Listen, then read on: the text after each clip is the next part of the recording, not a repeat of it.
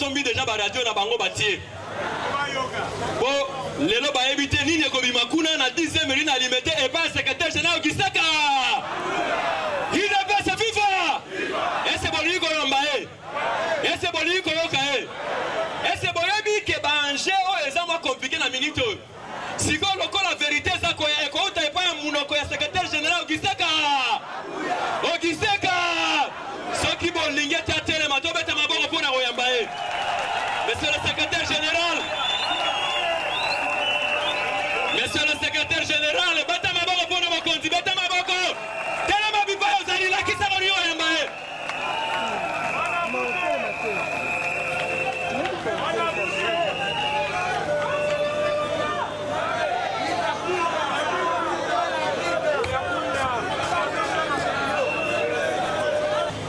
Mais bon, mon avis que lobby de to annonçaki pour la communication tokosala na bino base ya parti base ya chef de l'État Fachi Beton bobetele maboko makasi.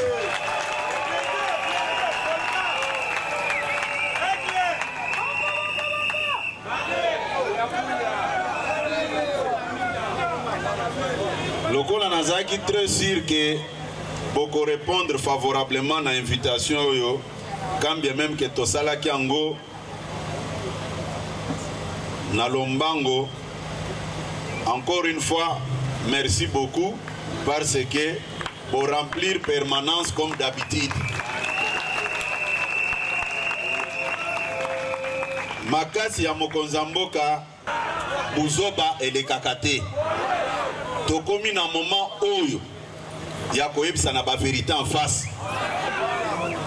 et naza koloba boye na yokaki batu mususu ba homme politique mususu baza koloba ke baza ko préférer rencontre esalema entre mokonzi mboka na oyo azalaki liboso sans ba extrémiste.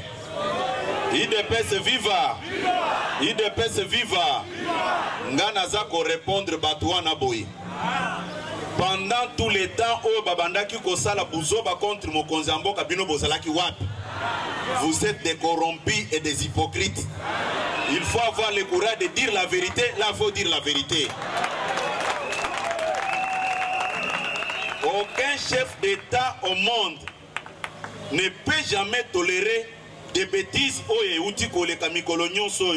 contre mokonzi mboka mwana mboka Félix Tshisekedi. Aucun chef d'État. Mais pour des intérêts matériels, batu baza kosala hypocrisie et sika bakoki koloba bosolo. IDPS viva. Semaine oyo uti koleka.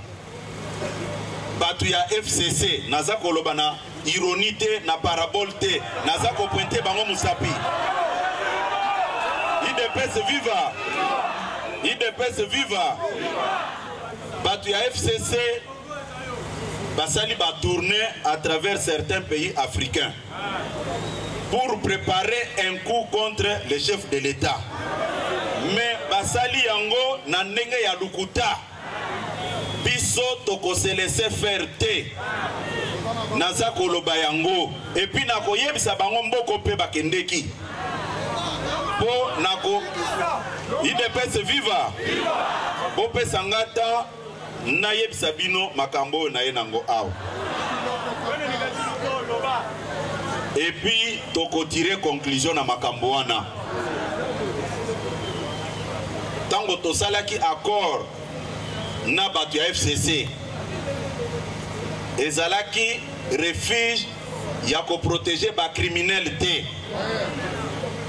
Bao babomaki Floribert Chebeya na Fidel Bazana, ils doivent répondre de leurs actes. Nous ne pouvons jamais blanchir les gens au nom d'un accord politique quelconque. Batouana Bazana ba famille na bango, makila na bango sopanaki et les gens doivent répondre.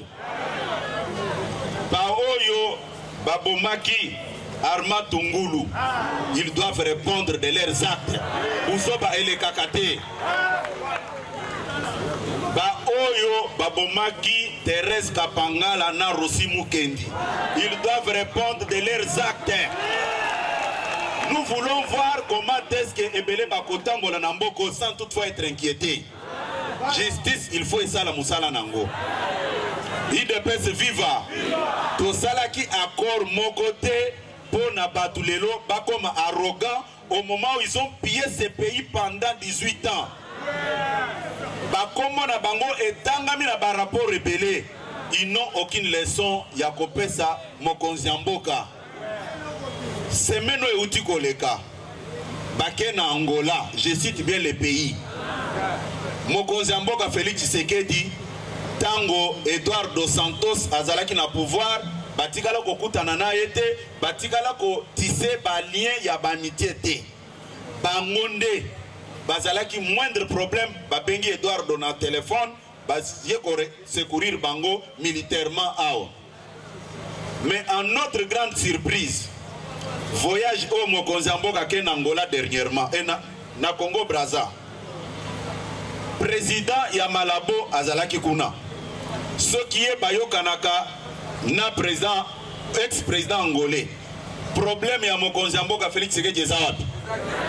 Ils se sont organisés pour aller tromper le président angolais Lorenzo que non tel que vous êtes là, Félix Tshisekedi est en train de comploter contre vous. Mais ceux qui bino bozana makasi, boya ko affronter biso au lieu de se cacher derrière un autre président africain. Yango naza koloba boy. Naza kolobango nazo lobango devant presse. Buzoba wana to tolérer yango mingi. To limbisi bino mingi.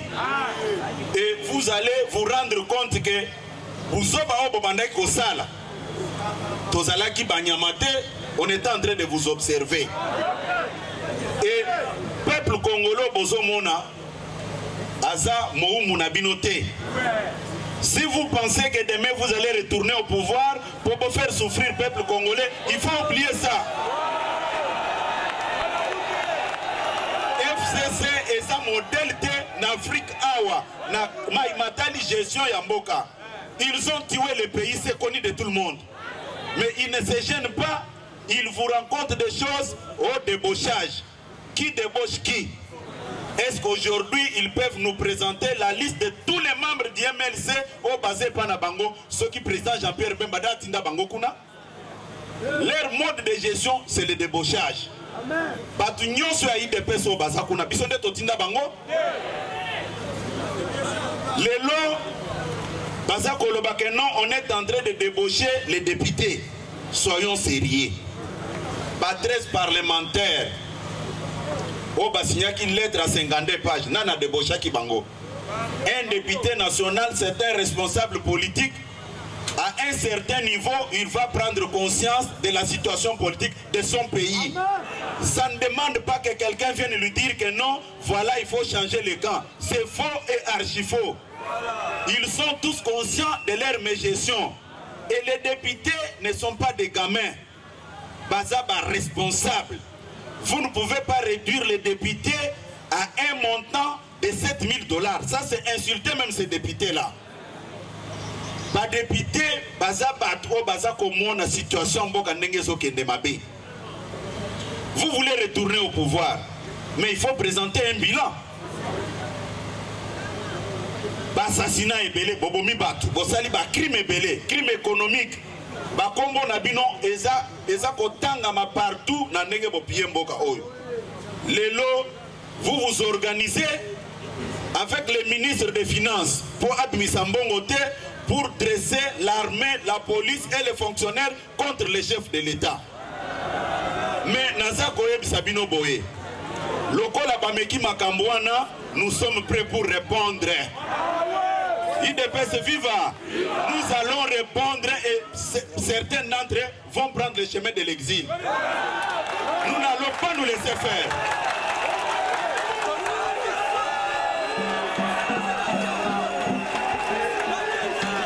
IDPS viva, IDPS viva.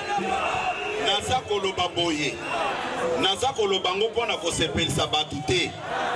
Nalobi kendenge baponi fwa wana. sans se rendre compte que sans UDPS, Balinga va subir sort ya bamoboutiste les 17 mai. Mais n'est pas pour niveau wana. Nous sommes prêts puisque nous sommes habitués à ça. Et belé bako kenezela exil bakoye bakebisone doit pour protéger bango.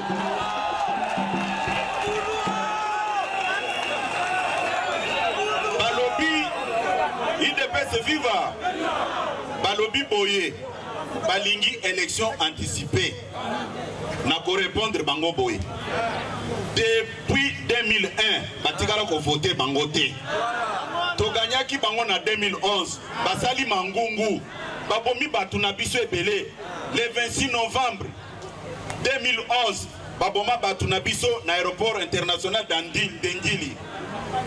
Après victoire na biso, Batiaki fait Etienne Tshisekedi na résidence surveillée, qui entraîner Liwanaye. Nous n'avons pas oublié ça. Il doit faire très attention avec nous. Nous n'allons pas nous laisser faire.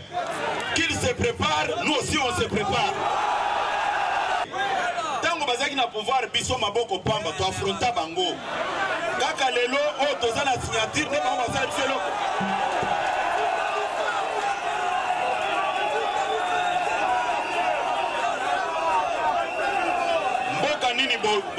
Écoutez, s'il vous plaît, UDPS viva, UDPS viva.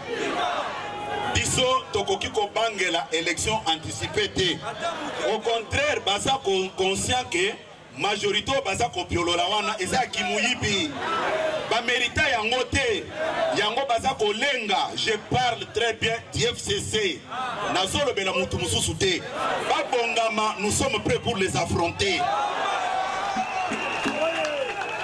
On ne peut pas se permettre d'importuner un président de la République au bayebi parcours politique naye neti moninga na bango.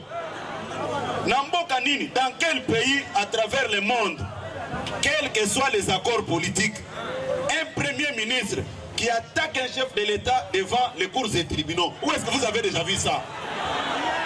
Ça c'est respecter l'accord? La constitution qu'on cherche à tout moment brandir.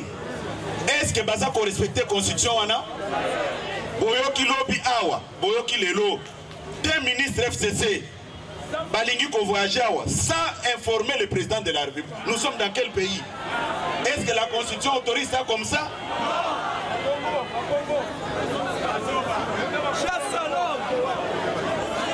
Article 34 de la constitution sur le banini. Makambu nyonso, voyage officiel, que ce soit voyage privé, le chef de l'État doit être informé. Mais pas ça côté makelele, oh constitution. Est-ce constitution et banda qui peut permettre bango pas profaner par installation église catholique? Nenge babando kota bazo bomabat. Et pense qu'il maîtrise bien la constitution de plus de tout quiconque. UDPS viva. Yango na ko retenir bino ngonga mulaite. Message nanga ezaboyi. Lokola basi baluki makambo. Ils doivent vivre la situation de 1992. Oto ebi banda kuna bango.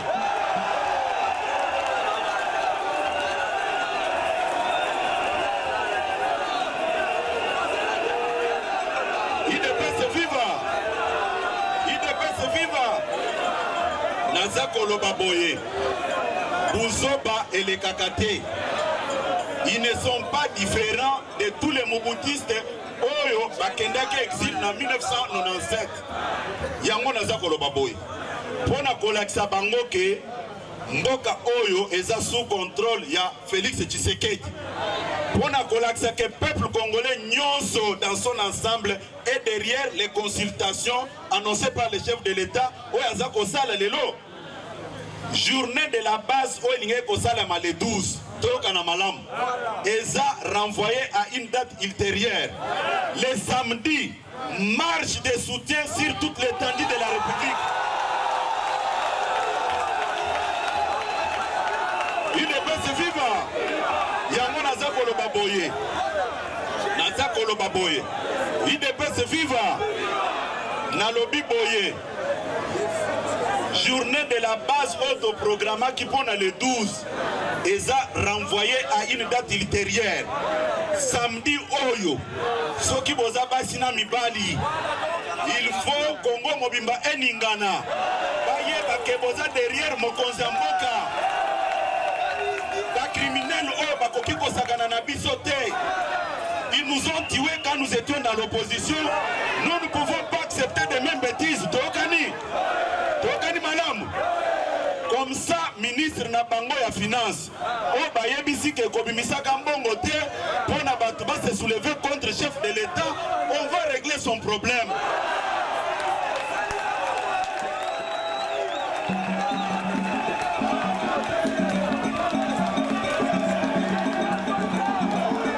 Nalinko yebisa bino boy. Bandeko wana bakosaki bango. Ba sous-estimaki biso na raisonnement na ba analyse o baza kosala. Ndenge naza koyebisa bino awa baza na gestion ya banque centrale. Baza na gestion ya ministère des finances. Baza na gestion ya DGRAT. Baza ko gérer makambo nyonso mbongo. Mais baza koko sabatu ke non ceux qui bazo futa binote eza mokonzi mboka nde aza koboya nyonso wana baza kosala ba réunion ngo na bandeko na biso ya basoda ba policier mais basoda na ba policier baza ba umbu na binote ceux qui lelo militaire na policier bazui valeur c'est avec le régime Félix Tshisekedi. La preuve en est que une fois arrivé au pouvoir, nous n'avons pas cherché à amener d'autres militaires et d'autres policiers pour sécuriser le pays. C'est un grand message. Au Bisoto Laksa Kibino que l'armée, la police, au Bango Babanda ko diriger ezaki basé sur le tribalisme et loko est créé qui méfiance. Nakati armée dans la police. Avec l'arrivée de Félix Tshisekedi, nous n'avons pas voulu mettre qui que ce soit à côté.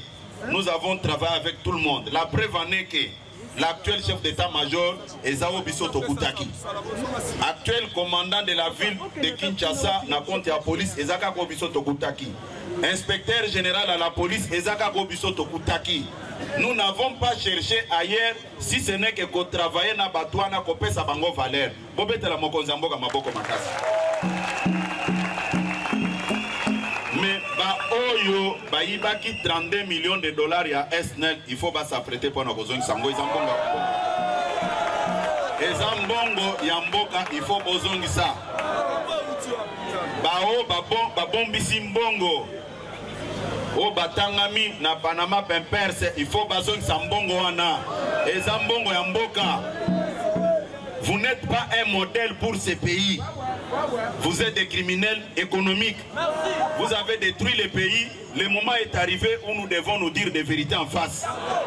Et tokomona nani akotambo la makolo population azobetele maboko. Parce que tango biso toza kotika makambwana boka nsate tobosana ki yango. Tobandaki ndeko observer bino. IDPS viva. IDPS viva. Marche autolobby eza marche pacifique. O nyonso akoya na marche wana. Il faut olata pembe ndenge biso tosalaka.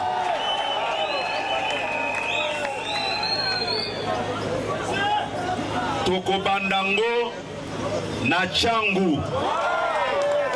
Tokobandango na changu, bamususu bakobanda côté ya Molar, toza komata point de chute na biso, eza na boulevard triomphal. Il faut qu'on l'aksana mokili mobimba ke Félix Tshisekedi nde véritablement président élu. Initiative na nyonso biso toza na simana ye pona ko soutenir ye.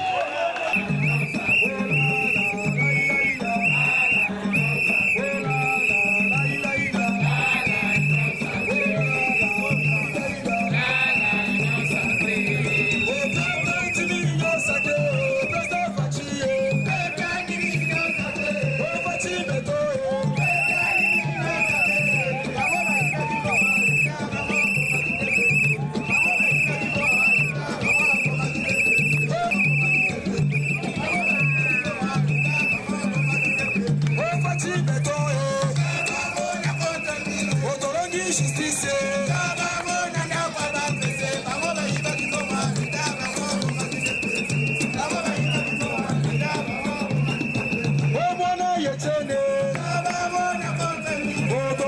Justice.